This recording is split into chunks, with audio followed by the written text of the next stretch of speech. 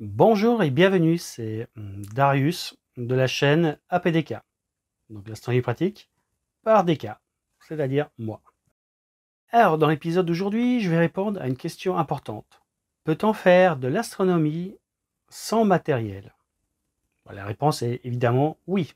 Oui, on peut observer plein de belles choses. Alors ne partez pas, la question mérite quand même d'être un petit peu approfondie. Donc déjà, qu'est-ce que l'astronomie? Donc c'est la science d'observation des astres. Et les premiers astres qui ont été observés, c'est évidemment donc la Lune, le Soleil, les étoiles et également 5 planètes. Donc ces 5 planètes sont Mercure, Vénus, Mars, Jupiter et Saturne. Donc 5 planètes parfaitement visibles à l'œil nu. Pour ce qui est du Soleil, non. Là, clairement, c'est l'astre qu'il ne faut surtout pas observer à l'œil nu. Et même pas avec des lunettes de soleil. Enfin, sauf au lever ou au coucher, donc aux derniers instants d'un crépuscule, enfin d'un coucher de soleil ou d'un lever de soleil. Pour ce qui est de la Lune, on peut l'observer à toute heure de jour et de nuit. Alors évidemment, elle n'est pas visible 24 heures sur 24, mais contrairement à ce que croient beaucoup de personnes, il y a des cycles, et lors de certains de ces cycles, elle est parfaitement visible, même en plein jour. Bon, jusque-là, c'était pas une révélation. Et il y a bien sûr plein d'autres choses qu'on peut observer, à commencer par une partie des étoiles de notre galaxie, qui s'appelle la Voie lactée.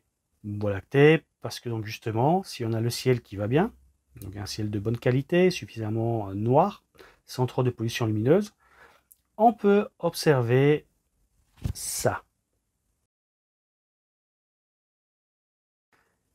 Alors évidemment, la photo est enjolivée, donc vous ne verrez jamais ça à l'œil nu, même avec le meilleur des ciels qu'on pourrait chercher au niveau du pic du Midi ou à Saint-Véran. Mais il n'empêche que le ciel étoilé est quand même un très beau spectacle.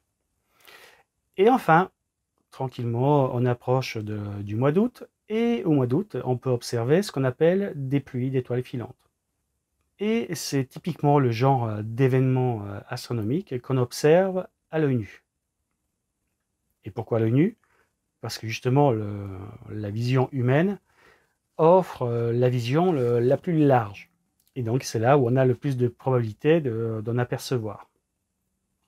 Et même si on parle de la pluie d'étoiles filantes au mois d'août, sachez qu'il y a plus de 350 essaims d'étoiles filantes et on peut en voir tout au long de l'année.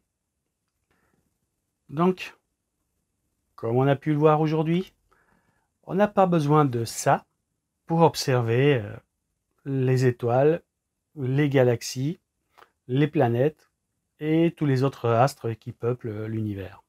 Mais on ne va pas se voiler la face. Avec un instrument, on peut voir beaucoup plus de choses. Et plus il est grand, et mieux c'est. Mais ça, on aura l'occasion d'en parler dans d'autres épisodes. Alors, vous vous demandez quel est le lien entre la miniature de cette vidéo et le sujet de cette vidéo. Et bien tout simplement, ce qu'on voit sur cette miniature, c'est le Stone Age. Et donc, c'est la première construction en lien avec l'astronomie. Donc Stone Age, ça date alors, entre moins 1100 et moins 2800 ans. Donc évidemment, c'est une date avant notre ère. Et donc potentiellement, c'était il y a pratiquement 5000 ans de ça. Et donc ça montre bien qu'il y a déjà 5000 ans de ça, l'homme avait déjà d'excellentes connaissances en astronomie. Et c'était d'ailleurs l'une des premières sciences qui a émergé. Et grâce à l'astronomie, l'homme a pu comprendre le fonctionnement des saisons. Et en se repérant grâce aux différentes constellations qu'on voit dans le ciel, il pouvait déterminer où on en était dans le cycle de rotation de la Terre autour du Soleil. Et ça, on le sait parce que donc Stone Age était conçus de telle sorte à ce qu'il se passe des choses particulières lors des équinoxes. Alors, on ne va pas parler aujourd'hui dans cette vidéo de ce qu'est une équinoxe ou un solstice, mais quoi qu'il en soit, cette structure mégalithique montre bien qu'il y a 5 000 ans de ça, les hommes avaient déjà une excellente connaissance de la mécanique céleste. Donc voilà, c'en est fini de ce petit épisode. J'espère qu'il vous a plu. Et si c'est le cas, n'hésitez pas à liker cette vidéo pour soutenir cette petite chaîne émergente. Et bien entendu, n'hésitez pas à mettre des petits commentaires pour dire ce que vous pensez du format de cette chaîne, si elle vous plaît ou pas.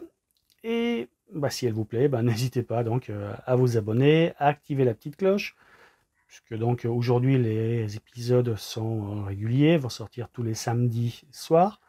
Mais quand il y aura des événements particuliers en rapport avec l'astronomie, il n'est pas dit que je fasse un petit épisode éclair pour justement vous prévenir que voilà, il y a telle ou telle chose intéressante à observer.